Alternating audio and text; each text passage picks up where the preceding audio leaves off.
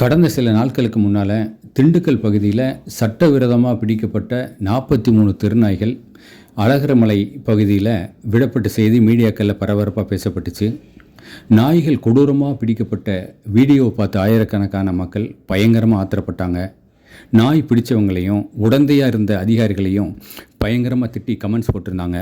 பல பேர் சாபம் விட்ட பதிவுகளையும் நம்ம பார்க்க முடிஞ்சுது. இந்த தகவல் கிடைச்ச உடனே மேனகா காந்தி மேடத்தோட பீப்புள் ஃபார் அனிமல் அமைப்பை சேர்ந்த நளினி மேடம் சம்பந்தப்பட்ட அதிகாரிகளை தொடர்பு கொண்டாங்க. அழகர்மலை பகுதிக்குள் விடப்பட்ட நாய்களை பிடிச்சு மீண்டும் அதே பகுதிகளில் விடலைன்னா கடுமையான சட்டப்பூர்வமான நடவடிக்கை எடுக்கப்படும்னு தெரிவித்தாங்க. உடனே அதுக்கு சம்மதித்த அதிகாரிகள் சில நாட்கள் தேடலுக்கு பிறகு இப்போ 23 நாய்களை பிடிச்சு மீண்டும் அதே பழைய இடத்துல விட்டுருக்காங்க. பல இரவுகள் தூக்கத்தை இழந்து வலியோட வேதனையோடு துடிச்சிட்டு இருந்த எத்தனையோ ஆயிரக்கணக்கான நல்ல உள்ளங்களுக்கு இந்த செய்தி ஆறுதலாக இருக்கும்னு நம்புகிறேன்.